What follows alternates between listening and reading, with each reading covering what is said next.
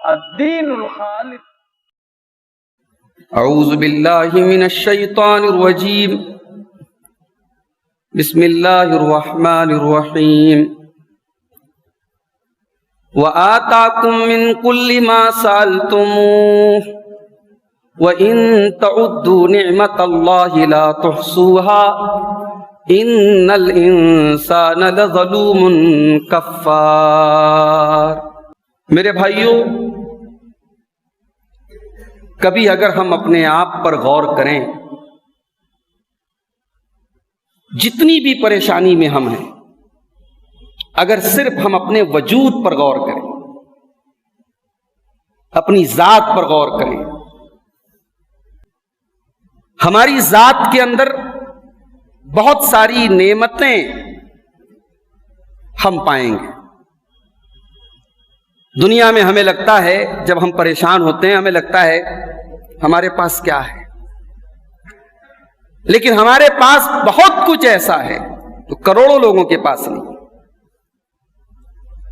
ہم سر سے پیر تک اللہ تعالی کی نعمتوں میں گھرے ہوئے ہیں.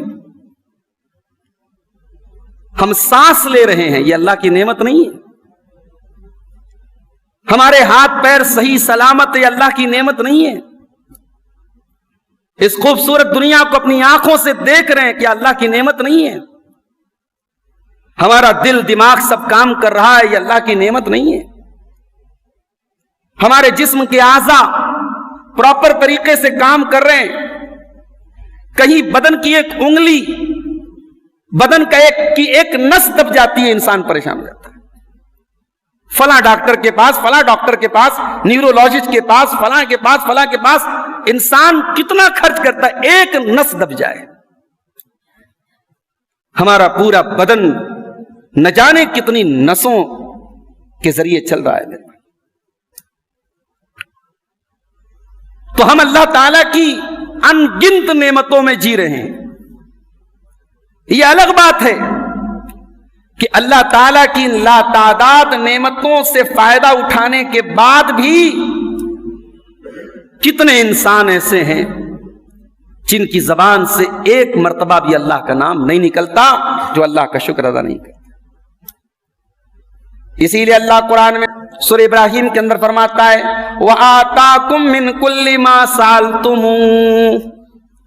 اے میرے بندو، تم نے اللہ سے جو بھی مانگا اللہ نے تم کو دیا ہے. وَإِن تَعُدُّوا نِعْمَةَ اللَّهِ لَا تُحْصُوهَا. اور اگر تم اللہ کی نعمتوں کو شمار کرنا چاہو، گننا چاہو تو نہیں گن سکتے. اللہ کی نعمتوں کا شکر ادا کرنا تو بہت دور کی بات ہے. اللہ کی نعمتوں کو گن نہیں سکتے. وَإِن تَعُدُّوا نِعْمَةَ اللَّهِ لَا تُحْصُوهَا. اللہ کی نعمتوں کو تم گن نہیں سکتے. ان الانسان لظلوم کفار. بے شک یہ انسان بہت بڑا ظالم اور بہت بڑا ناشکرا ہے. اللہ کی اتنی نعمتوں سے فائدہ اٹھانے کے بعد بھی یہ انسان بہت بڑا ناشکرا ہے، اللہ کی نعمتوں کی قدر نہیں کرتا ہے. آج کی ہماری تقریر کا عنوان یہی ہے میرے بھائی. میں اللہ کی ان کروڑوں اور ان گنت نعمتوں میں سے کچھ نعمتیں آپ کے سامنے بیان کروں گا، اور ہم یہ دیکھیں گے کہ ان نعمتوں کے ساتھ ہمارا بیہیویئر کیا ہے. ان نعمتوں پر کیا ہم اللہ کا شکر ادا کرتے ہیں یا ان نعمتوں کا ہم مس یوز کرتے ہیں. یہ آج کی تقریر میں انشاءاللہ ہم اس کو سمجھنے کی کوشش کریں گے. اللہ کی سب سے بڑی نعمت ہمیں کیا ملی ہے؟ اللہ کی سب سے بڑی نعمت ہدایت کی نعمت ہے میرے بھائی. کبھی آپ غور کیجئے، اسی ملک میں، اسی شہر میں، آپ کے آس پاس میں ایسے بھی انسان آپ کو ملیں گے گائے کو دیکھ کر کے اس کی عبادت کر رہے ہیں، پتھر کے بتوں کی عبادت کر رہے ہیں، پیڑ کی عبادت کر رہے ہیں، ندیوں کی عبادت کر رہے ہیں. ابھی ایک ویڈیو میں نے دیکھا کہ دودھ کا شربت بنا رہے، اس میں گوبر ڈال رہے گائے کا، اس کو متبرک سمجھ کے پی رہے ہیں. کیا ان مناظر کو دیکھنے کے بعد آپ کے دل میں اس نعمت کا احساس نہیں پیدا ہوتا کہ اللہ تعالیٰ نے کتنی بڑی نعمت دی کہ اللہ نے ہمیں اسلام سے نوازا ہے. ہماری پیشانی رب واحد کے علاوہ کسی اور کے در پہ نہیں جھکتی. اللہ تعالیٰ نے ہمیں یہ امتیاز بخشا ہے، اللہ تعالیٰ نے ہم پر یہ احسان کیا ہے کہ اس نے ہمیں توحید کی نعمت سے نوازا ہے، اس نے اسلام کی نعمت سے نوازا ہے۔ اسی لیے قرآن کہتا ہے جب جنتی جنت میں جائیں گے تو جنت میں جانے کے بعد جنتی اس بات کا اعتراف کریں گے، وَقَالُوا الْحَمْدُ لِلَّهِ الَّذِي هَدَانَا لِهَذَا وَمَا كُنَّا لِنَهْتَدِيَ لَوْلَا أَنْ هَدَانَا اللَّهُ۔ اے اللہ تیرا شکر ہے، تو نے اسلام کی نعمت سے ہمیں نوازا تھا اور اسی نعمت کی وجہ سے آج جنت میں ہم پہنچ گئے، اگر تو نے ہم کو یہ نعمت نہ دی ہوتی آج ہم جنت میں نہیں آ سکتے تھے۔ اللہ کی سب سے بڑی نعمت اسلام کی نعمت ہے میرے بھائی، اور یہی وجہ ہے کہ جب اللہ کے پیارے نبی کے اوپر قرآن کی وہ آیت نازل ہوئی جس آیت میں دین کے مکمل ہونے کا اعلان کیا گیا، اس آیت میں بھی اللہ تعالیٰ نے اسلام کو اپنی نعمت قرار دیا۔ اليوم اکملت لکم دینکم واتممت علیکم نعمتی ورضیت لکم الاسلام دینا۔ اے لوگوں، میں نے تمہارے لیے اسلام کو مکمل کر دیا، میں نے دین کو مکمل کر دیا، اور میں نے اپنی نعمت کو تم پر تمام کر دیا۔ سب سے بڑی نعمت میں نے تم کو دے دی، اسلام اللہ کی سب سے بڑی نعمت ہے، اور جب یہ سب سے بڑی نعمت ہے تو اس کی سب سے زیادہ حفاظت بھی کرنا ہے۔ اسی لیے اللہ بار بار ہمیں چیتاونی دیتا ہے کہیں ایسا نہ ہو ساری زندگی تم اسلام کے اوپر رہو، ساری زندگی تم ایمان کے اوپر رہو، اور مرنے کے پہلے کہیں ایسا نہ ہو کہ یہ دولت ہاتھ سے چلی جائے۔ اس لیے اللہ فرماتا ہے وَلَا تَمُوتُنَّ إِلَّا وَأَنْتُمْ مُسْلِمُونَ، تمہیں موت نہ آئے مگر اسلام کی حالت میں، مرو تو اسی دین پر مرو، خاتمہ ہو تو اسی دین پر خاتمہ۔ اسی لیے اللہ کے نیک بندے دعائیں کرتے ہیں ربنا لا تزغ قلوبنا بعد اذ ہدیتنا وہب لنا من لدنک رحمہ انک انت الوہاب۔ اے پروردگار، جب تو نے ہم کو ہدایت سے نوازا ہے اب ہمارے دل میں کوئی ٹیڑھا پن نہ پیدا ہو، کوئی گمراہی نہ پیدا ہو۔ کتنے بد نصیب ایسے ہوتے ہیں، ہدایت پر ہوتے ہیں، صحیح راستے پر ہوتے ہیں، توحید پر ہوتے ہیں، پھر ایک وقت ایسا آتا ہے مشرک بن جاتے ہیں، کافر بن جاتے ہیں، مرتد بن جاتے ہیں۔ اور آپ کو اگر ایسا لگتا ہے کہ یہ کوئی واقعہ اور کوئی قصہ اور کہانی بیان کر رہا ہوں، آپ بنارس کے مختلف علاقوں میں جا کے چلے جائیے۔ ابھی پرسوں میں اپنے گھر سے مغل سرائے کی طرف جا رہا تھا، پڑاؤ کے قریب میں نے دیکھا برقع نشین خاتون بائک پر تشریف لے جا رہی ہیں، اور ان کے آگے جو نوجوان گاڑی چلا رہا تھا مجھے دور سے لگا کہ وہ غیر مسلم ہے، اور جب میں آٹو سے جب قریب پہنچا تو دیکھا کہ ہاں اس کے ہاتھ کا کلاوہ اور کڑا بتا رہا ہے کہ ہاں وہ کوئی جو ہے غیر مسلم ہے۔ یہ کوئی سوشل میڈیا کا مبالغہ نہیں، میں اپنی آنکھوں کی دیکھی آپ کو بتا رہا ہوں، اور یہ منظر آپ کو بنارس کی ہر مارکیٹ میں مل جائے گا۔ اور واقعات تو اب ہمارے سامنے آ ہی رہے ہیں۔ مسلمان لڑکیاں آج بڑی تیزی سے جو ہے کافروں کے ساتھ رنگ رلیاں منا رہی ہیں، اور اس کے بعد ان کے دین میں بھی داخل ہو رہی ہیں۔ اسلام اتنا حقیر ہو گیا، اسلام اتنی سستی چیز ہو گئی کہ کسی سے پیار اور محبت کے نام پہ اسلام کا سودا کر دیا جائے۔ نہیں میرے بھائیوں، اسلام اللہ کی سب سے بڑی نعمت ہے۔ یہ نعمت، اس نعمت کا احساس اگر ہو جائے انسان گردن کٹوا دے مگر اس نعمت کو کبھی کھونے کے لیے تیار نہ۔ موسیٰ علیہ السلام کا واقعہ پڑھا ہے آپ نے قرآن میں؟ موسیٰ علیہ السلام جب جادوگروں سے مقابلہ کر رہے تھے، جادوگروں نے اپنی رسیوں کو زمین پہ ڈالا، ان کی رسیاں سانپ بن گئیں۔ اللہ نے حکم دیا کہ اے موسیٰ ذرا اپنی لاٹھی کو زمین پہ ڈالو۔ موسیٰ علیہ السلام نے اپنی لاٹھی کو ڈالا، ان کی لاٹھی اژدہا بن گئی اور سارے سانپوں کو نگل گئی۔ اب جادوگر تو جادوگر تھے، وہ سمجھ گئے کہ یہ جادو تو نہیں ہے۔ فَأُلْقِيَ السَّحَرَةُ سَاجِدِينَ، سارے کے سارے جادوگر سجدے میں گر پڑے، اور سب نے کلمہ پڑھ دیا آمنا برب موسیٰ و ہارون، ہم موسیٰ اور ہارون کے رب پر ایمان لاتے۔ فرعون نے کہا ارے یہ تو پانسا پلٹ گیا، میری پارٹی کے لوگ ادھر چلے گئے۔ قَالَ آمَنْتُمْ لَهُ قَبْلَ أَنْ آذَنَ لَكُمْ، فرعون نے کہا کہ اے جادوگرو تم میری اجازت کے بغیر کیسے موسیٰ کے اوپر ایمان لے آئے؟ لَأُقَطِّعَنَّ أَيْدِيَكُمْ وَأَرْجُلَكُمْ مِنْ خِلَافٍ، میں تمہارے ہاتھ اور پیر کٹوا ڈالوں گا، وَلَأُصَلِّبَنَّكُمْ أَجْمَعِينَ، تم سب کو میں سولی پر چڑھا دوں گا۔ قَالُوا لَا ضَيْرَ إِنَّا إِلَىٰ رَبِّنَا مُنْقَلِبُونَ، ابھی جادوگروں کو ایمان لائے 5 منٹ بھی نہیں ہوا ہے، ابھی ان کو کلمہ پڑھے 5 منٹ بھی نہیں ہوا ہے، انہوں نے ایک ٹائم کی نماز بھی ابھی تک نہیں پڑھی ہے، صرف اللہ کی بارگاہ میں ایک سجدہ کیا ہے، چند منٹ پہلے ایمان لائے ہیں، مگر ایمان ان جادوگروں کے دل میں اتر چکا ہے، ایمان کی لذت کو انہوں نے پا لیا ہے، اسلام کی نعمت کو انہوں نے سمجھ لیا ہے۔ فرعون نے جان سے مارنے کی دھمکی دے دی، فرعون نے قتل کرنے کی دھمکی دے دی، فرعون نے ہاتھ اور پیر کاٹنے کی دھمکی دے دی۔ جادوگر کہتے ہیں قالوا لا ضیر انا الی ربنا منقلبون، اے فرعون ہمیں سولی پہ چڑھانے کی بات کرتا ہے؟ کون موت سے ڈرتا کون ہے؟ ہم نہیں ڈرتے موت سے، تو مار دے، تو قتل کر دے، تو سولی پہ چڑھا دے، لا ضیرہ، وی ڈونٹ کیئر، ہمیں کوئی پرواہ نہیں، مر کے جانا تو ہمیں اپنے رب کے پاس۔ انا نطمع ان یغفر لنا ربنا خطایانا ان کنا اول المؤمنین، ہمیں امید ہے کہ سب سے پہلے موسیٰ کے اوپر ہم ایمان لائے ہیں، ہمارے ایمان کی وجہ سے اللہ ہمارے گناہوں کو معاف کر دے گا۔ یہ ایمان کی دولت ہوتی ہے میرے بھائی، یہ سوچنے کا مقام ہے، یہ چلو بھر پانی میں ڈوب مرنے کا مقام ہے کہ آج ہماری قوم کی بیٹیاں، ان کو کیا پٹی پڑھائی جاتی ہے، ان کو کیا بتایا جاتا ہے، کون سا ایسا نشہ ہے جو ایمان کی نعمت کو چھوڑنے پر آمادہ کر دیتا ہے۔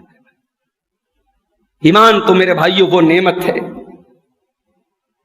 صحابہ کرام نے اس ایمان کو بچانے کے لیے اپنا سب کچھ قربان کر دیا، کسی کو تپتی ریت پہ لٹایا گیا، لیٹ گئے، کسی کے سینے پر گرم پتھر رکھا گیا، رکھنے پر تیار ہو گئے، کسی کے جوان بیٹے کے سامنے اسے ننگا کر دیا گیا، ننگی ہونے کے لیے تیار ہو گئی، ایمان کو نہیں چھوڑیں گے، گھر بار بچے وطن سب قربان کر دیا اس ایمان کو بچانے کے لیے۔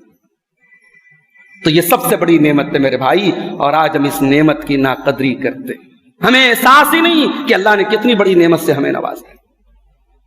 ہم مسلمان ہیں، پہچان کیا ہے صاحب؟ جمعہ مسجد میں آ جاتے ہیں، گوشت کھاتے ہیں، ہم مانساہاری ہیں ہم، بس یہ ہمارے اسلام کی پہچان ہے۔ علامہ اقبال کہتے ہیں چمی گویم مسلمانم بلرزم کہ دانم مشکلات لا الہ الا، جب میں کہتا ہوں کہ میں مسلمان ہوں تو میں کانپ جاتا ہوں، میں جانتا ہوں کہ لا الہ الا اللہ کہنے کے راستے میں کتنی مشکلات ہیں۔ تو یہ سب سے بڑی نعمت ہے میرے بھائیو اسلام کی۔ اور آگے بڑھی، ایک اور نعمت سے اللہ نے ہمیں نوازا ہے۔ اسلام کے اندر بھی بہت سارے فرقے ہیں، ہر فرقہ کہتا ہے کہ ہم صحیح ہیں، لیکن اللہ تعالیٰ نے ہمیں اور آپ کو اس منہج پہ چلنے کی توفیق دی، اس راستے پر چلنے کی توفیق دی جو راستہ کتاب و سنت کا راستہ ہے۔ ہم نے دنیا سے دشمنی مول لی بدعات کی وجہ سے، ہمارے خلاف مقدمے چلے بدعات کی وجہ سے، ہمارے لوگوں نے پتھر کھائے شرک و بدعت کے خلاف لڑائی کرنے میں، یہ ہمارا منہج رہا ہے۔ ہمارے بزرگوں نے، ہمارے بچوں نے ملک کے مختلف علاقوں میں نہ جانے کتنی قربانیاں سہی ہیں اسی توحید کے لیے، اسی سنت کے لیے۔ ہم نے وہ راستہ چنا ہے میرے بھائیوں جو نبی کا راستہ تھا۔ اللہ کے پیارے نبی فرماتے ہیں انی قد ترکتکم علی البیضاء لیلھا کنہارھا، اے میرے صحابہ میں تم کو ایسے راستے پہ چھوڑ کے جا رہا ہوں جو راستہ بالکل کلیئر ہے، اور اس راستے پہ رات بھی دن کی طرح روشن ہے، وہ 24/7 بالکل کلیئر راستہ ہے، اس پہ کوئی اندھیرا نہیں ہے، کوئی پیچیدگی نہیں ہے، میں اس راستے پہ تم کو چھوڑ کے جا رہا ہوں۔ اسی لیے میرے بھائیوں ہم بدعات سے سمجھوتا نہیں کرتے۔ ہمارا مذہب محرم کے مہینے میں کچھ اور بن جائے، ربیع الاول کے مہینے میں کچھ اور بن جائے، نہیں، یہ بات یاد رکھو۔ بدعت جو ہوتی ہے نا یہ انڈے بچے دیتی ہے۔ کسی زمانے میں ربیع الاول کا مہینہ آتا تو لوگ کہتے 12 وفات کا مہینہ آ گیا، اب دور بدل گیا، اب جھنڈے لگ گئے، صحابی میلاد النبی کا مہینہ آ گیا، اب بڑے بڑے بینر لگے ہیں نئی سڑک پر لگ جاتے ہیں ربیع الاول کے مہینے میں، نثار تیری چہل پہل پہ ہزاروں عیدیں ربیع الاول، سوائے ابلیس کے جہاں میں سبھی تو خوشیاں منا رہی ہیں۔ جذباتی اینگل سے دیکھو تو یار لگتا ہے تو بات تو صحیح ہو رہی ہے۔ دنیا والے اپنے اپنے بڑوں کی جینتی منا رہے ہیں، جنم دن منا رہے ہیں، ہمارے پیارے نبی ہم ان کی پیدائش کی خوشی ہم نہیں منائیں گے؟ جذباتی اینگل سے دیکھو تو بات تو صحیح لگ رہی ہے نا۔ اور عید میلاد النبی کے سپورٹ میں جتنی تقریریں ہیں، کبھی غور کیجئے گا، یا تو جذباتی اینگل سے بلیک میل کیا جاتا ہے، یا پھر کہیں کی اینٹ کہیں کا روڑا فٹ کیا جاتا ہے۔ قرآن کی آیتوں کو اپنے مطلب کے لیے یوز کیا جاتا ہے۔ ہمارا ایک ہی سیدھا سادہ سوال ہے میرے بھائی، یہ عید منا رہے ہو نا، یہ عید منا رہے ہو، کہہ رہے ہو کہ صاحب یہ تو سب سے بڑی عید ہے۔ جیسے ہمارے کچھ ایسے بھائی لوگ بھی ہیں جو صحابہ کو گالی دیتے ہیں، ان کی سب سے بڑی عید عید غدیر ہے۔ کبھی آپ غور کیجئے گا، ان کی عید الفطر اتنے اہتمام سے نہیں منائی جاتی، عید الاضحیٰ اتنے اہتمام سے نہیں، عید غدیر وہ مناتے ہیں۔ اب وہ عید غدیر کیوں مناتے ہیں، وہ ایک اس کی الگ اسٹوری ہے، اس پر بعد میں کبھی میں روشنی ڈالوں۔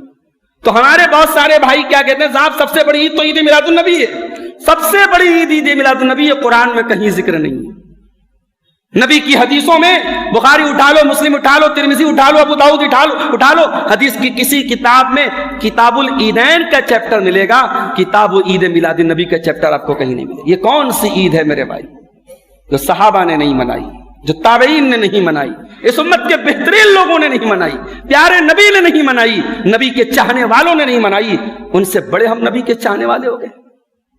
ہمیں اللہ تعالیٰ نے یہ نعمت بھی دی ہے کہ ہم بہکنے والوں میں سے نہیں ہیں، ہم چمک دمک سے دھوکہ کھانے والوں میں سے نہیں کہ صاحب یہ تو کیک کٹ رہی ہے، یہ تو کمکمے لگے ہیں، یہ تو بڑا ڈیکوریشن ہو رہا ہے، بڑا اچھا لگ رہا ہے۔ جو آنکھوں کو اچھا لگے وہ دین نہیں ہے، جو دل کو اچھا لگے وہ دین نہیں ہے۔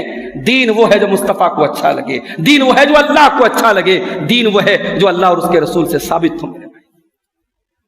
اہل حدیث کا معنی بڑا کلیئر ہے، بالکل کلیئر اینڈ کرسٹل ہے، بالکل صاف ہے۔ اہل حدیث کا معنی کیا ہے؟ امام مالک کے جملوں میں اگر بات کہی جائے، امام مالک کہا کرتے تھے، قرآن کی وہی آیت پڑھتے تھے، الیوم اکملت لکم دینکم واتممت علیکم نعمتی، اسی آیت کے امام مالک پڑھتے تھے اور کہتے تھے کہ جو کہتا ہے کہ بدعت دین کے اندر کوئی اچھی بدعت ہے، تو وہ یہ کلیم کرتا ہے کہ محمد رسول اللہ صلی اللہ علیہ وسلم نے اللہ کا پیغام پورا نہیں پہنچایا۔ جو یہ کہتا ہے کہ یہ عید بھی اسلام کے اندر ہے، یہ شب برات بھی اسلام کے اندر ہے، یہ محرم کا تعزیہ اور اس کا جلوس بھی اسلام کے اندر ہے، یہ ربیع الاول کا جلوس بھی اسلام کے اندر ہے، یہ عرس، یہ گاجے باجے، یہ مزارات، یہ تمام جتنے شرک و بدعت کے کام اور یہ دین کے اندر شامل ہیں، تو وہ یہ بتائے کہ میرے نبی نے جو دین دیا تھا اس کے اندر یہ کیوں نہیں ہے۔ اس کا مطلب کہ اللہ کے نبی نے پورا دین نہیں پہنچایا اور یہ کمپلیٹ کر رہا ہے۔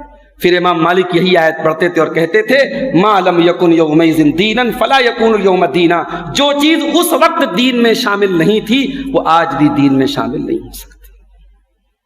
تو میرے بھائیوں، ہزاروں لاکھوں لوگوں میں اللہ تعالیٰ نے ہمیں چنا ہے کہ ہمیں اس منہج کو اللہ تعالیٰ نے اپنانے کی توفیق دی۔ اور اگر ہمارے ہی کچھ بھائی آج اہل حدیث رہتے ہوئے اور اس منہج پر چلتے ہوئے کسی بے حیائی کے کام کا سپورٹ کریں، کسی غلط کام کا سپورٹ کریں اور کسی غلط چیز میں تعاون کریں، اس کو پرمپرا کا نام دیں، اس کو باپ دادا کے طریقے کا نام دیں، اس کو یہ کہہ کر کے جواز فراہم کریں کہ صاحب ہوتا چلا آ رہا ہے، اہل حدیث کا کبھی یہ منہج نہیں رہا کہ جو ہوتا چلا آ رہا ہے ہم وہ کریں گے۔ ہم نے تو اسی پر لڑائی کی ہے، ہمارے آباء و اجداد نے تو اسی پر اپنی قربانیاں دی ہیں کہ نہیں صاحب جو ہوتا چلا آیا ہے وہ صحیح نہیں ہے، صحیح وہ ہے جس کو اسلام نے صحیح کہا ہے، جس کو رب کے قرآن نے صحیح کہا ہے، جس کو مصطفیٰ کے فرمان نے صحیح کہا ہے۔ تو میرے بھائیو، جب اپنے آپ کو اہل حدیث کہتے ہو نا، یہ بہت بڑا ٹائٹل ہے۔ اور ایک بات آپ کو بولوں، سماج میں اہل حدیث جب کوئی کام کرتا ہے تو دوسرے لوگوں کی بھی بڑی نظر رہتی ہے۔ کبھی آپ غور کیجئے گا، اہل حدیث گھر کے اندر کوئی مسئلہ ہو جائے، کوئی معاملہ ہو جائے تو لوگوں کی زبان سے کیا بڑے اہل حدیث بنتے ہیں صاحب، بڑے قرآن حدیث والے بنتے ہیں، دیکھو ان کے یہاں یہ ہو گیا۔ یعنی دنیا بھی ہمیں اس حوالے سے جانتی ہے کہ یہ قرآن و حدیث پہ چلنے والا ہے، اس کے گھر میں یہ کام کیوں ہوا، اس نے یہ کام کیوں کیا۔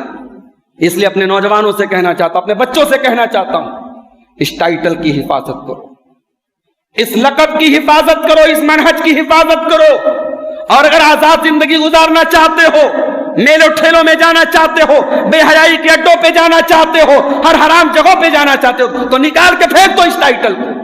اس ٹائٹل کو بدنام نہ کرو میرے بھائی, اس منہج کو بدنام نہ کرو, اس مسلک کو بدنام نہ کرو. یہ مسلک کتاب و سنت کا ہے, یہ مسلک صحابہ کا ہے, یہ مسلک میرے نبی کا دیا ہوا ہے. اس مسلک پہ اگر چلتے ہو تو اس مسلک کی لاج رکھو میرے بھائی. اگر آپ کے علاقے میں کوئی ایسا کام ہو بھی رہا ہے جو نہیں ہونا چاہیے, آپ کی ذمہ داری کیا ہے؟ ہمارے بچے نہیں جائیں گے, ہماری عورتیں نہیں جائیں گی, ہم ان چیزوں سے دور رہیں گے. اور اگر آپ ان چیزوں کو پروموٹ کرتے ہیں, ان چیزوں کو سپورٹ کرتے ہیں, ان چیزوں میں حصہ لیتے ہیں, تو پھر مجھے کہنے کی اجازت دیجئے کہ آپ اپنے مسلک اور عقیدے کو اور منہج کو آپ نے سمجھا ہی نہیں ہے میرے بھائی. اور آگے بڑھیے. ایک اور بہت بڑی نعمت سے اللہ نے نوازا ہے ہمیں سے بہت سارے لوگوں کو, اور وہ نعمت کیا ہے؟ اولاد کی نعمت. اولاد کی نعمت بھی بہت بڑی نعمت. زندگی میں سب ہے, انسان کے پاس اولاد نہیں ہے, انسان کی زندگی ادھوری ہے. عورت کے پاس سب کچھ ہے, گود میں بچہ نہیں ہے, گود سونی ہے. عورت بیچاری زمانہ تانا مارے نہ مارے, عورت خود محسوس کرتی کہ میری زندگی میں کچھ کمی ہے. اولاد بہت بڑی نعمت ہے میرے بھائی. نبیوں نے اولاد کے لیے دعائیں مانگی ہیں. المال والبنون زینت الحیات الدنیا. یہ مال اور اولاد تمہاری دنیا کی زندگی کا ڈیکوریشن ہے, دنیا کی زندگی کی زینت ہے, دنیا کی زندگی کی سندرتا ہے, خوبصورتی ہے. واللہ جعل لکم من انفسکم ازواجا وجعل لکم من ازواجکم بنین وحفدا. اللہ تعالیٰ کا بہت بڑا احسان یہ ہے, اس نے تمہارے جوڑے بنائے, تمہاری بیویوں کو بنایا, پھر بیویوں سے تمہیں بچے عطا کیے, پھر بچوں سے پوتے عطا کیے. یہ اولاد کا بھی ہونا اللہ تعالیٰ کی بہت بڑی نعمت ہے. لیکن یاد رکھیے, اولاد کا ہونا جتنی بڑی نعمت ہے, اس اولاد کی تربیت میں لاپرواہی کرنا, اس اولاد کو دین سے دور رکھنا, اس اولاد کو تعلیم سے دور رکھنا, اس اولاد کو صرف پیسہ کمانے کی مشین سمجھنا, اس اولاد کو سے اس کا بچپن چھین لینا, یہ اس اولاد کے ساتھ بہت بڑی حق تلفی بھی ہے, اور اس کا حساب بھی ہمیں قیامت کے دن دینا پڑے گا. بچے پیدا کر لینا اور بچوں کا باپ بن جانا اور بچوں کی ماں بن جانا, اگر یہ بہت بڑا اعزاز اور بہت بڑی عزت کی بات ہے, تو ان بچوں کی تربیت بھی ہر ماں کے کندھے پر ایک ذمہ داری ہے, ہر باپ کے کندھے پر ایک ذمہ داری ہے. میری پیاری ماں اور بہنوں, آج تک آپ نے اپنے بچوں کو یہ بتایا کہ ماں کے پیروں کے نیچے جنت ہے, آپ نے بچوں کو بتایا کہ باپ جنت کا دروازہ ہے, کبھی اپنے بچوں کو یہ بھی بتایا آپ نے, کبھی آپ نے اس بات کو بھی سمجھا کہ پیارے نبی صلی اللہ علیہ وسلم نے فرمایا کہ ما من عبد یسترعیہ اللہ رعیۃ, جب اللہ تعالیٰ کسی بندے کو کوئی ذمہ داری دے اور پھر وہ اس ذمہ داری کے ساتھ فراڈ کرے, دھوکہ کرے, اس ذمہ داری کو ادا نہ کرے اور اسی حال میں مر جائے, الا حرم اللہ علیہ الجنہ, اس بندے کے اوپر اللہ تعالیٰ جنت کو حرام کر دے. جس باپ نے باپ ہونے کا حق ادا نہ کیا, جس ماں نے ماں ہونے کا حق ادا نہ کیا, بیٹی بے حیائی کرتی رہی, ماں نے آنکھیں بند کر لی, باپ غلط کام کرتا رہا, بیٹا غلط کام کرتا رہا, باپ نے آنکھیں بند کر لی, وہ باپ قیامت کے دن اللہ کو کیا جواب دے گا؟ جب اللہ پوچھے گا میں نے کروڑوں لوگوں میں سے تجھ کو اولاد کی نعمت سے نوازا تھا, تو نے اپنے بچوں کے ایمان کی کتنی فکر کی, تو نے اپنے بچوں کی توحید کی کتنی فکر کی, تو نے اپنے بچوں کی آخرت کی کتنی فکر کی. آج کتنے اہل حدیث گھروں کے بچے ہیں غلط راستوں پہ جا رہے ہیں, کتنے اہل حدیث گھروں کی لڑکیاں ہیں غلط راستوں پر جا رہی ہیں. معاف کرنا میرے بھائی, اس غلط فہمی میں نہ رہو کہ ہمارا عقیدہ تو صحیح ہے, ہمارا عقیدہ تو بہت پکا ہے. ابراہیم سے پکا عقیدہ تو آپ کا نہیں ہے, ابراہیم سے بڑے موحد تو آپ نہیں ہیں. ابراہیم علیہ السلام اللہ کی بارگاہ میں دعا کرتے ہیں, وَجْنُبْنِي وَبَنِيَّ أَن نَّعْبُدَ الْأَصْنَامَ, اے اللہ تو مجھے اور میرے بچوں کو شرک سے بچانا, بت پرستی سے بچانا, ایسے کام سے بچانا کہ میرے بچوں کا عقیدہ خراب ہو جائے. تو اپنی اولاد کے سلسلے میں اللہ سے ڈریے. جس اولاد سے آپ محبت کرتے ہیں, جس اولاد کے سکھ دکھ کے لیے آپ محنت کرتے ہیں, اس کو سکھ پہنچانے کے لیے, بچہ بیمار ہو جائے باپ کو چین نہیں, ماں کو چین نہیں, اس وہ اولاد آج جہنم کے راستے پر جا رہی ہے اور آپ کو کوئی فرق نہیں پڑ رہا ہے میرے بھائیوں, تو آپ تیار رہیے اللہ کے حساب دینے کے. یا ایھا الذین آمنوا قوا انفسکم واہلیکم نارا، اے ایمان والو اپنے آپ کو اور اپنے گھر والوں کو جہنم کی آگ سے بچاؤ۔ جس طریقے سے تم اپنے آپ کو جہنم کی آگ سے بچانے کی فکر کرتے ہو، اپنے گھر والوں کو، اپنے بال بچوں کو بھی تم جہنم کی آگ سے بچانے کی چنتا کرو۔ اسی لیے اللہ قرآن میں کہتا ہے انما اموالکم و اولادکم فتنہ، مال اور اولاد بہت بڑا فتنہ بھی ہے، بہت بڑی آزمائش بھی ہے۔ اگر ہم نے اس آزمائش کو صحیح طریقے سے نہیں، اس کو ہینڈل نہیں کیا تو اولاد بہت بڑی مصیبت بھی ہمارے گلے کی بن سکتی ہے۔ اور آگے بڑھیے، ایک اور بہت بڑی نعمت سے اللہ نے نوازا ہے، جوانی کی نعمت۔ جوان ہیں آپ، ظاہر ہے جوانی میں جتنا آپ محنت کر لیں گے، جتنی انرجی آپ کے اندر ہے، جتنی طاقت آپ کے اندر ہے، بڑھاپے میں تو نہیں رہے گی۔ اپنے گھر میں آپ دیکھ لیں، بیٹا 20 سال کا بیٹا ہے اور 50 سال کا باپ ہے، ظاہر ہے کہ 50 سال کے باپ میں اب وہ دم خم تو نہیں بچا ہے۔ جوانی بہت بڑی نعمت ہے میرے بھائی، اور یہ نعمت بھی اللہ تعالیٰ کے ہمیں اس کا حساب دینا پڑے۔ اس نعمت کا تو نے کیا استعمال کیا؟ تیری جوانی کہاں گزری؟ آج حالات یہ ہیں، چھوٹے چھوٹے لڑکے لڑکیاں ابھی صحیح سے بالغ نہیں ہوئے، آج حرام ریلیشن شپ میں، حرام رشتوں میں اس قوم کے بچے اور بچیاں پڑے ہوئے ہیں۔ اس انسٹاگرام نے، اس سوشل میڈیا نے، اس واٹس ایپ نے، اس موبائل نے آج ہمارے بچوں کو وقت سے پہلے بالغ بنا دیا ہے۔ جن لڑکیوں کی ابھی رشتے کی ماں باپ جن کے رشتوں کے بارے میں سوچ بھی نہیں رہے، ان لڑکیوں کی بھی آج ان کے بھی تعلقات اور ان کی بھی ریلیشن شپ چل رہی ہے۔ اس سماج کی میں حقیقت آپ کو بتا رہا ہوں، اپنے ماحول اور معاشرے کی حقیقت آپ کو بتا رہا ہوں۔ کہاں جائے گا یہ سماج؟ کہاں جائے گی یہ قوم جس قوم کی نوجوان نسل کا یہ حال ہے؟ جوانی کا یہ قیمتی ٹائم حرام کاریوں میں گزر رہا ہے، بدکاریوں میں گزر رہا ہے، موبائل پر غیر محرم سے چیٹنگ کرنے میں گزر رہا ہے۔ اس نوجوانی کے بارے میں اللہ ہم سے پوچھے گا تو ہم کیا جواب دیں گے؟ اللہ کے پیارے نبی فرماتے ہیں لا تزول قدم ابن آدم من عند ربہ یوم القیامہ، قیامت کے دن انسان اپنی جگہ سے ہل نہیں پائے گا جب تک 5 سوالوں کا جواب نہ دے دے۔ عن عمرہ فیما افنا، میرے بندے میں نے تجھ کو عمر دی تھی، تو نے کہاں گزارا؟ وعن شبابہ فیما ابلا، میں نے تجھ کو نوجوان بنایا تھا، جوانی کی نعمت سے نوازا تھا، تو نے جوانی کو کہاں گزارا؟ وعن مالہ من این اکتسبہ، میں نے مال تم کو دیا تھا، تو نے کہاں سے کمایا، کہاں پہ خرچ کیا؟ وماذا عمل فیما علم، اور جو تو نے علم حاصل کیا اس علم کے اوپر تو نے عمل کتنا کیا؟ یہ جوانی بھی بہت بڑی نعمت ہے میرے بھائی، میرے نوجوان بھائیوں۔ یہ آپ کے بال رکھنے کا اسٹائل، یہ کپڑے پہننے کا اسٹائل، کس کو فالو کر رہے ہو آپ؟ کون آپ کا ہیرو ہے؟ کیا میرے نبی کے صحابہ کرام میں جو نوجوان صحابہ تھے وہ اس لائق نہیں کہ آپ ان کو ہیرو بنائیں؟ اس دنیا میں نبیوں کے بعد سب سے مقدس لوگ میرے نبی کے صحابہ تھے۔ کبھی نوجوان ساتھیوں کبھی موقع ملے اپنے نبی کے صحابہ کے واقعات بھی ذرا پڑھو، شاید آپ کو احساس ہو کہ ہم کہاں ہیں اور وہ کہاں ہیں، شاید آپ کو احساس ہو کہ ہمارا ایمان کتنا کمزور ہے اور ہم کتنے گناہوں کی پستی میں گرے ہوئے ہیں میرے بھائیوں، اور صحابہ کرام ایمان و عمل کی کتنی بلندی کرتے۔ کیا وہ نوجوان نہیں تھے؟ صحابہ کرام کی لڑکیاں، صحابہ کرام کی عورتیں، کیا ان کے اندر نفس نہیں تھا؟ کیا ان کے اندر جذبات نہیں تھے؟ انہوں نے کس طریقے سے اپنے آپ کو پاک دامن رکھا؟ ان کی شرم و حیا کا عالم تو یہ تھا، احد کا میدان ہے، ایک عورت آتی ہے، اس کا بیٹا احد کے میدان میں شہید ہوا ہے، بیٹے کی لاش لینے کے لیے آتی ہے اور اپنے چہرے کو کور کر کے آتی ہے، نقاب میں آتی ہے۔ کسی نے کہا کہ اماں تیرے بیٹے کا انتقال ہو گیا، تیرا بیٹا شہید ہو گیا اور تجھ نقاب میں آئی ہے، تو چہرے کو کور کر کے آئی ہے؟ تو اس ماں نے جواب دیا تھا رضیت ابنی ولم ارزا حیائی، میں نے بیٹے کو کھویا ہے، میں نے شرم و حیا کو نہیں کھویا ہے۔ اس قوم کی شرم و حیا کہاں چلی گئی؟ اس قوم کی لڑکیوں کی شرم و حیا کہاں چلی گئی؟ میرا چل رہا ہے بجٹیا کے اندر، میں گیا نہیں ہوں مگر مجھے حالات اور واقعات کا بہت اچھا تجربہ ہے، اور مجھے ساتھیوں نے بتایا کہ بے حیائی کا اڈا بنا ہوا ہے۔ کہاں کی لڑکیاں وہاں جا رہی ہیں؟ जवान बेटियां वहां किस कौम की बेटियां जा रही हैं? आज हमारी कौम की बेटियां वहां जा रही हैं, नौजवान लड़के वहां जाके आंखें सेक रहे हैं और वहां ऐशो इशरत की बातें हो रही हैं, बेहयाई के तराने गूंज रहे हैं। मेरे प्यारे साथियों, आज इस कौम की शर्म हया कहां चली गई? मुझे अकबर इलाहाबादी का शेर याद आता है। अकबर इलाहाबादी ने कहा था, बेपर्दा नजर आई कल जो चंद बीबियां, अकबर ज़मीन में गैरत कौमी से गड़ गया। पूछा जो उनसे आपका पर्दा वो क्या हुआ? कहने लगी कि अक्ल पे मर्दों के पड़ गया।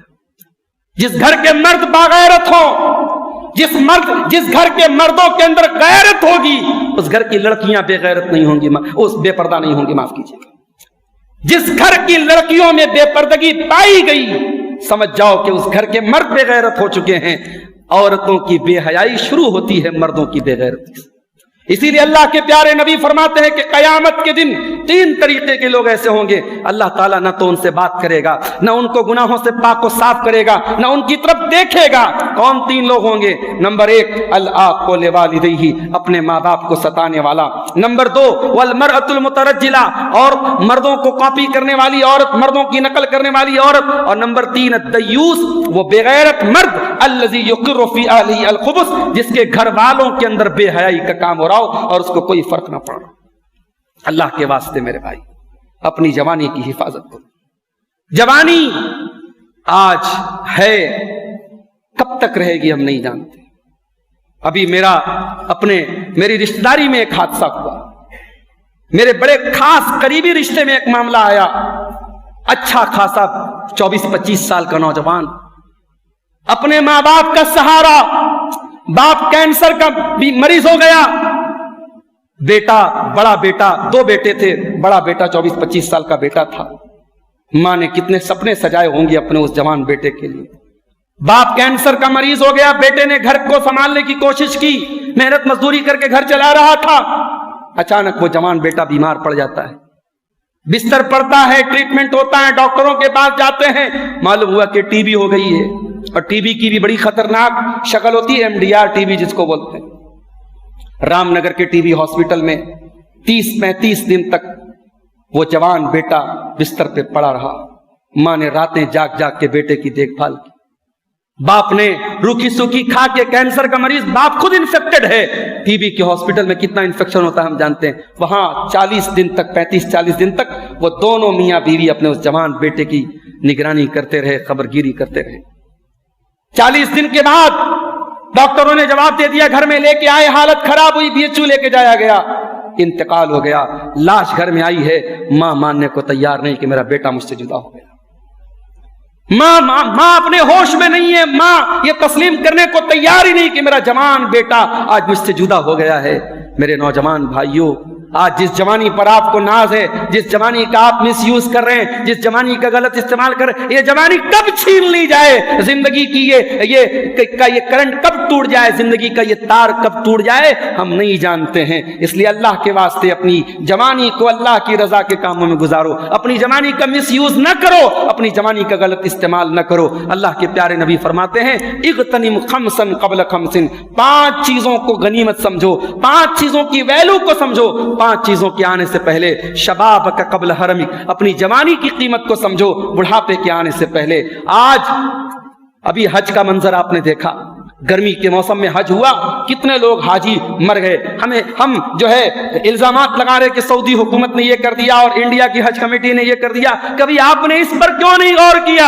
आपके इसी बजरडीहा में, आपके इलाके में, आपके अड़ोस पड़ोस में अल्लाह ने करोड़ों नवाजा है, ऐसे दौलतमंद लोग हैं मगर हज करने नहीं जा रहे हैं। अभी मौलवी साहब बहुत काम है, अभी ये बनवाना है, वो बनवाना है, बिटिया की शादी करना है, ये करना है, वो करना है। 40 साल के हैं, आज बदन में ताकत है, आज हज कर सकते, नहीं कर रहे हैं। कल 60 साल के हो जाएंगे तो शुगर हो गया, तो फलाना हो गया, तो दिमागा हो गया, और फिर बड़ी मुश्किल से व्हील चेयर के जरिए वो सहारे ले लेके जाके हज करेंगे। ये आज हमारी कोताही नहीं है मेरे भाइयों। आज हम जवानी को हम ये सोचते हैं कि साहब हज कर लेंगे तो हमारे ऊपर बड़ी जिम्मेदारियां आ जाएंगी। आज कितने नौजवान लोग जो हज करने की ताकत रखते हैं वो हज नहीं करते हैं।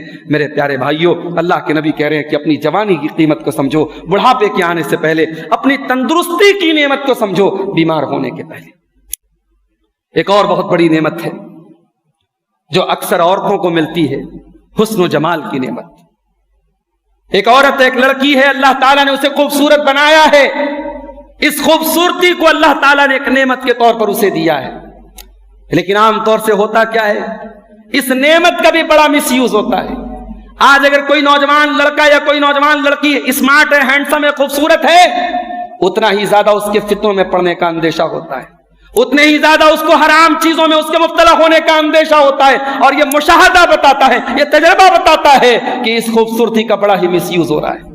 ابھی ہمارے ایک دوست بتانے لگے, پرسوں جب مغل سرائے کے راستے میں نے وہ منظر دیکھا, اپنے ساتھی سے میں نے کہا کہ بھائی یہ چیزیں بہت زیادہ ہو رہی ہیں, مسلمان لڑکیاں غیر مسلموں کے ساتھ نظر آ رہی ہیں, ان کے ساتھ ریلیشن شپ میں ہیں. تو میرے دوست نے ایک جملہ کہا تھا, مولانا زیادہ ٹینشن نہ لیجیے.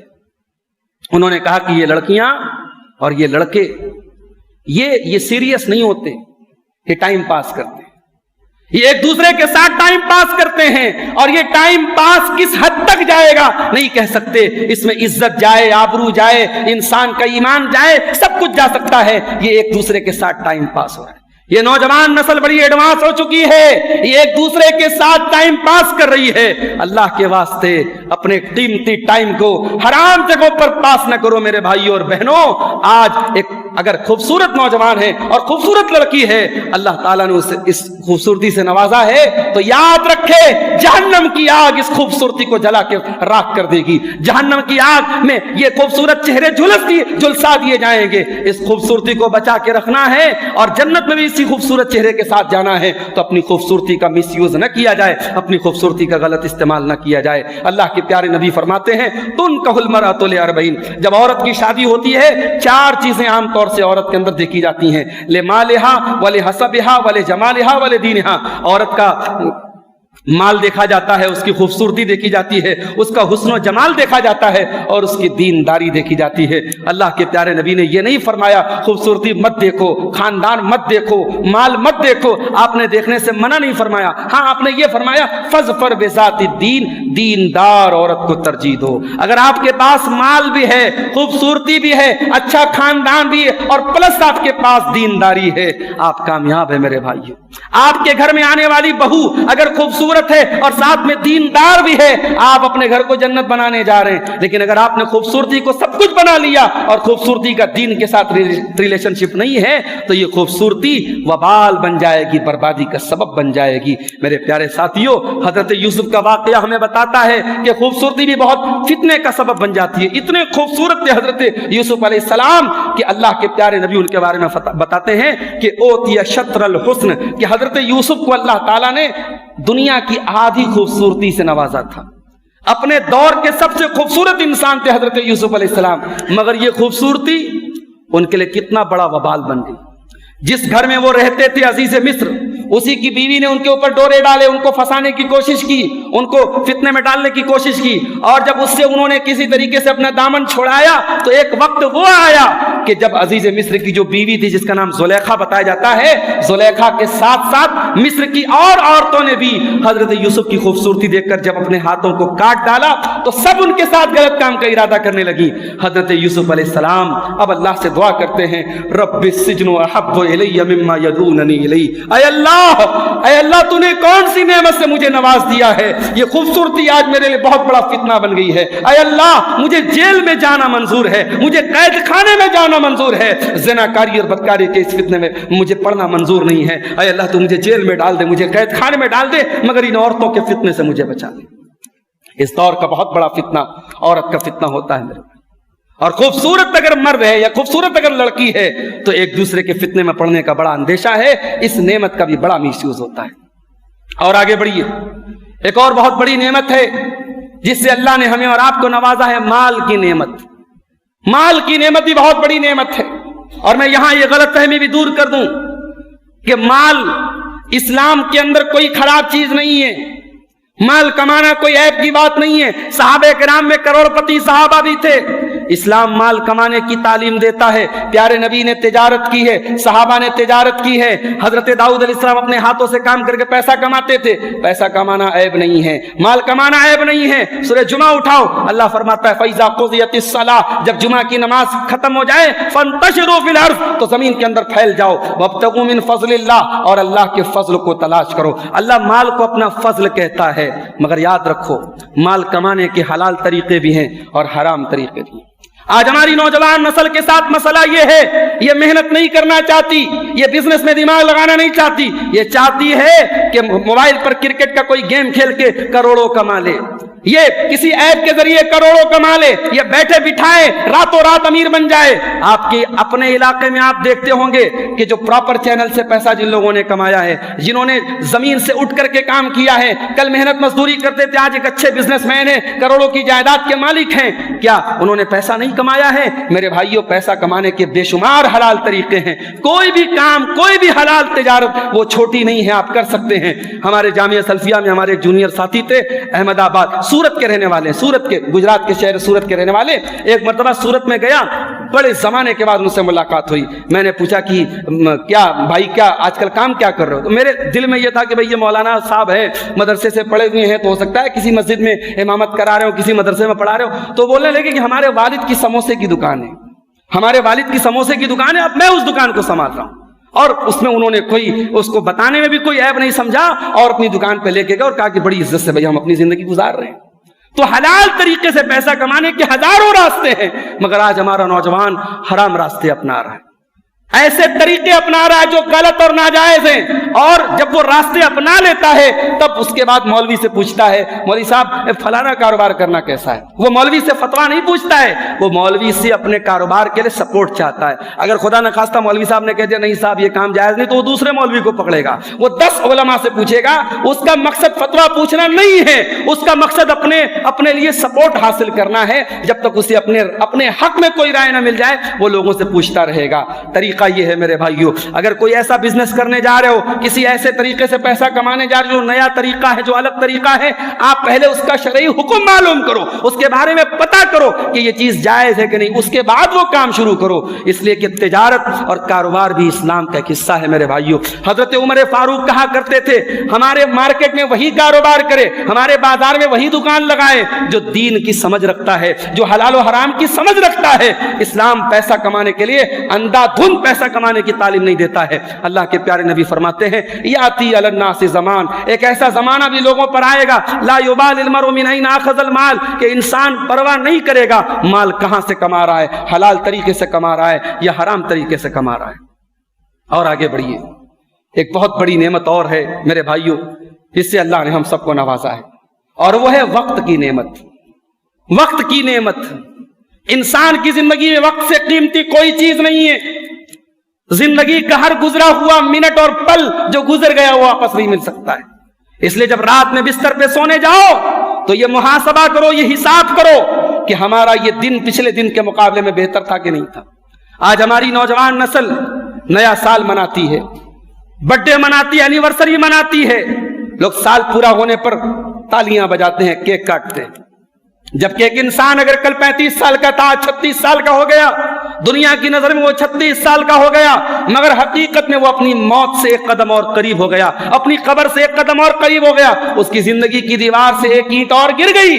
اب اسے تو اپنے اللہ کو اور زیادہ یاد کرنا چاہیے, اسے اپنے رب سے اور زیادہ قریب ہونا چاہیے. مگر آج وقت کا بڑا مس یوز ہو رہا ہے میرے بھائی. اور جب سے موبائل آیا ہمارے طلبہ بھی بیٹھے ہیں مدرسے کے, مطالعے کی عادت چھوڑ گئی, پڑھنے پڑھانے کی علماء کی عادت چھوڑ گئی. اب بھائی صاحب بڑی بڑی کتابیں ہمارے موبائل پر آتی ہیں PDF کی شکل میں. جو کتابیں کل ہم لوگ خریدنے, میں جامعہ سلفیہ میں پڑھتا تھا, مجھے یاد ہے بہت غربت کا زمانہ تھا گھر میں. ہمارے استاذ نے کہا لغت کی کتاب لانا ہے, مصباح اللغات آتی تھی اس زمانے میں 250-300 روپے کی ملتی. وہ 250-300 روپیہ کلیکٹ کرنے میں بڑا ٹائم لگ گیا, اور وہ کتاب لائے تو بڑی خوشی ہوتی تھی. کوئی ہم لوگ کتاب پڑھتے تھے عربی کی, کوئی مشکل لفظ آتا تھا تو لغت میں تلاش کرتے تھے. اب وہ لغت کا دور ختم, کتابوں کا دور ختم, مطالعے کا دور ختم, لائبریریاں بند ہو گئی, دھول کھا رہی کتابیں. اب تو سب موبائل سے کام ہو رہا ہے. اب موبائل سے کیسے ہو رہا ہے؟ جیسے کھانے پینے کا مسئلہ ہے, جیسے آدمی کو فٹافٹ برگر بنا لیا اور جو ہے پاؤ بھاجی کھا لیا اور رول کھا لیا, موموز کھا لیا, تو جیسے فاسٹ فوڈ کا دور ہے, صرف فاسٹ ریڈنگ کا دور ہے. اب مطالعہ کا ہوتا ہے، اب سرچنگ ہوتی ہے، اب تلاش کیا، اپنے مطلب کی چیز نوٹ کر لیا، بات ختم ہو گئی، اب مطالعہ نہیں ہوتا ہے۔ تو ہمارے علماء اور طلباء بھی آج وقت کے معاملے میں سوشل میڈیا نے آج ان کو برباد کر دیا ہے۔ آج کوئی فیس بک پر لگا ہے تو لگا ہے، انسٹاگرام پہ لگا ہے تو لگا ہے، یوٹیوب کے شارٹ دیکھ رہا ہے۔ میرے بھائیو، یہ وقت بڑی قیمتی چیز ہے۔ اللہ کے پیارے نبی فرماتے ہیں نعمتان مغبون فیہما کثیر من الناس، دو نعمتیں اللہ تعالیٰ نے ایسی دی ہیں، اکثر لوگ ان دو نعمتوں کے بارے میں دھوکے میں پڑے ہوئے ہیں۔ الصحت والفراغ، ایک تندرستی کی نعمت ہے، اور دوسرے فراغت کی، فرصت کی، ٹائم کی نعمت ہے۔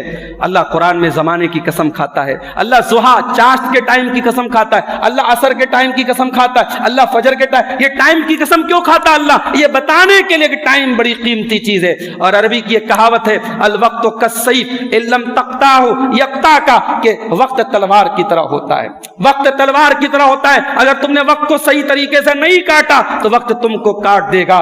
زندگی میں گزرا ہوا پل کبھی لوٹ کے آنے والا نہیں ہے میرے بھائیوں۔ سلف کہتے ہیں ایک آدمی راستے میں برف بیچ رہا تھا، مارکیٹ میں برف بیچ رہا تھا، صبح سے دوپہر ہو گئی، اس کی تھوڑی سی برف بکی تھی، جب دوپہر ہو گئی اور برف بڑی تیزی سے پگھلنے لگی تو وہ آدمی چلانے لگا اور کہنے لگا کہ اے لوگو، میری کیپٹل کے ختم ہونے کے پہلے، میری پونجی کے ختم ہونے کے پہلے میرا برف خرید لو، اس سے پہلے کہ میرا کیپٹل ختم ہو جائے۔ تو یہ وقت ہمارا کیپٹل ہے میرے بھائیو، اس وقت کا صحیح استعمال کرو، اس وقت کو فضول کاموں میں نہ لگاؤ۔ آج قرآن کی تلاوت کرنے کا ٹائم نہیں ہمارے پاس، دینی کتابوں کے مطالعے کا آج یہ پروگرام ہو رہا ہے، ہمارے جمعیت کے ساتھیوں نے پروگرام رچایا بسایا۔ آج دیکھیے مسجد میں آج کتنے لوگ ہیں، میلے میں آپ چلے جائیں وہاں میرے خیال سے اتنا گدر، اتنی بھیڑ ہوگی کہ پیر رکھنے کی جگہ نہیں ہوگی، اور یہاں دینی مجلسوں میں آج ہمارے لوگ نہیں ہوتے۔ مسجد میں جمعہ کی نماز میں عورتوں کا حال کیا ہے؟ مجھے لوگوں نے بتایا کہ اکثر مسجدوں میں جہاں جمعہ میں عورتوں کا انتظام ہے بہت کم عورتیں آتی ہیں، بہت کم عورتیں آتی ہیں۔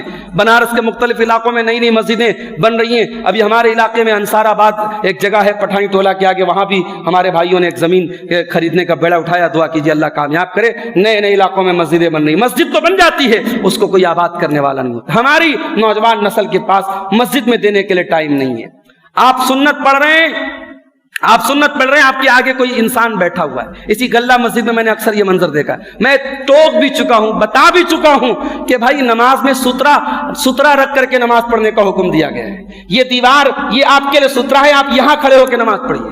اب میں اکثر دیکھتا ہوں، ظہر کی نماز میں نے پڑھی، باہر نکلا، ایک آدمی دیوار کے قریب میں جگہ موجود ہو، پیچھے بالکل کھڑا ہو کر کے وہاں نماز پڑھتا ہے۔ یہ سترا رکھنا اللہ کے نبی کی بڑی تاکیدی سنت ہے۔ اگر آپ یا تو کوئی چیز سترا کے طور پہ رکھیے، یہ سب سے اچھا طریقہ ہے کہ دیوار کے قریب آپ نماز پڑھیے، دیوار کو سترا بنائیے، یا آپ کے آگے کوئی نمازی ہے تو اس کو آپ سترا بنا لیجئے۔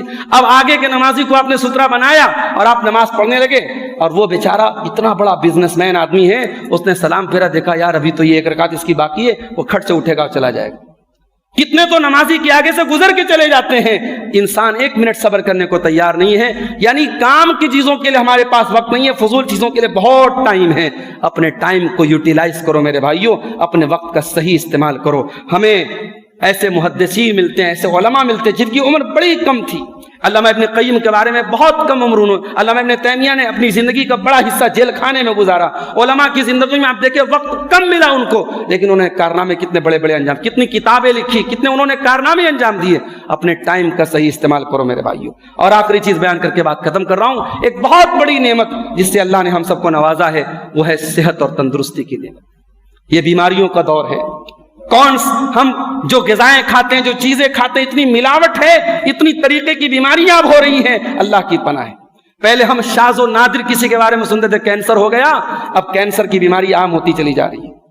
ایک ایسے دور میں اگر اللہ نے آپ کو کسی بڑی بیماری سے بچا کے رکھا ہے، آپ کے بچوں کو کسی بڑی بیماری سے بچا کے رکھا ہے، اللہ کا شکر ادا کیجئے اور اس صحت اور تندرستی کے رہتے نیکی کے کام کیجئے۔ اللہ کے پیارے نبی فرماتے ہیں من اصبح منکم آمنا فی سربہ معافا فی جسدہ عنده قوت یومہ، جس کو اللہ نے 3 نعمتوں سے نوازا ہے، اگر اس کو اللہ تعالیٰ نے بیماریوں سے بچا کے رکھا ہے، اس کے بدن میں عافیت ہے اور اپنے گھر میں امن کے ساتھ چین کے ساتھ ہے، آج آپ دیکھ لیں فلسطین کے کیا حالات ہیں، اسی ملک کے مختلف علاقوں کے کیا حالات ہیں۔ اگر آپ کے شہر میں امن ہے، آپ کے محلے میں امن ہے، تو یہ امن بھی اللہ تعالیٰ کی بہت بڑی نعمت ہے، اور اسلام اس امن کو برقرار رکھنے کے لیے ہی اسلام بہت سارے احکامات جاری کرتا ہے۔ اس لیے اپنے محلے کا، اپنے سماج کا امن اور امان بھی قائم رکھیے میرے بھائیوں۔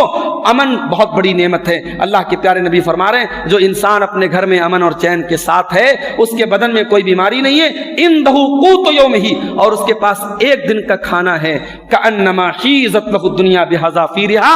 اللہ کے پیارے نبی فرماتے ہیں گویا کہ دنیا کی ساری دولت اس کے لیے اکٹھا کر دی گئی ہے۔ تو یہ صحت اور تندرستی بھی بہت بڑی نعمت ہے۔ صحت کے رہتے ہوئے ہم اچھے کام کر لیں، اس سے پہلے کہ ہم اس مرحلے کو پہنچ جائیں میرے بھائیوں، اس موڑ پر پہنچ جائیں کہ پھر ہمارے کنٹرول میں کچھ نہ ہو۔ زندگی کی یہ کشتی کب تک چل رہی ہے ہم نہیں جانتے ہیں، اور مرنے کے بعد کی جو زندگی ہے وہاں سے پھر ہم واپس نہیں آ سکتے۔ آج اس مسجد میں ماشاءاللہ اے سی لگی ہے، اس مسجد میں اے سی لگی، اسی بجٹیا کی مختلف مسجدوں میں جہاں اے سی نہیں ہے وہاں آپ نماز پڑھیں گے آپ کو بڑی گرمی محسوس ہوگی۔ آپ یہاں اے سی کی ٹھنڈک میں مزے لے رہے ہیں۔ کبھی آپ نے کسی مردے کو دفنانے کے ٹائم کبھی غور کیا کہ اس قبر کی تاریکی میں جہاں سب اسے چھوڑ کے اکیلا جا رہے ہیں، وہاں اسے کون روشنی عطا کرے گا، وہاں اسے کون ٹھنڈک عطا کرے گا؟ وہاں آپ کا ایمان آپ کے لیے روشنی بنے گا، وہاں آپ کے نیک اعمال آپ کے لیے ٹھنڈک کا سبب بنیں گے۔ اللہ تعالیٰ قرآن میں کہتا ہے کہ حتی اذا جاء احدهم الموت قال رب ارجعون، جب میرے بندے کی موت کا ٹائم آتا ہے، جب بندے کی موت آ جاتی ہے تو بندہ کہتا ہے کہ اے اللہ مجھے ایک بار دوبارہ دنیا میں آنے کا موقع دے دے، لعلی اعمل صالحا، تاکہ میں نیک عمل کر لوں، میں دنیا میں آنے کے بعد دوبارہ نیک عمل کر لوں۔ کلا، اللہ فرماتا ہے کہ ایسا ہرگز نہیں ہو سکتا۔ زندگی ایک ہی بار ملتی ہے میرے بھائیوں، اس زندگی میں ہمیں اللہ کو راضی کرنا ہے۔ دعا کیجئے اللہ ان نعمتوں کو جن کا ذکر کیا گیا، ان نعمتوں کی قدر کرنے کی اور ان کا صحیح استعمال کرنے کی ہم سب کو توفیق عطا فرمائے۔ اللہ ہماری نوجوان نسل کو ہر قسم کے شرک و بدعات سے، ہر قسم کی بے حیائی اور خرافات سے اللہ بچنے کی توفیق عطا فرمائے۔ رب العالمین ہم میں سے جو بیمار ہیں ان کو تندرستی اور صحت عطا فرمائے۔ ہمارے جو بھائی روزی روٹی سے پریشان ہیں اللہ ان کے کاروبار میں برکت نصیب فرمائے۔ اللہ ہمارے گھروں کی حفاظت فرمائے۔ اللہ ہمارے جان و مال اور عزت و آبرو کی حفاظت فرمائے، جب تک دنیا میں زندہ رکھے، اسلام پر زندہ رکھے، اور ہم سب کا خاتمہ ایمان پر ہو۔ آمین۔ وآخر دعوانا الحمدللہ رب العالمین۔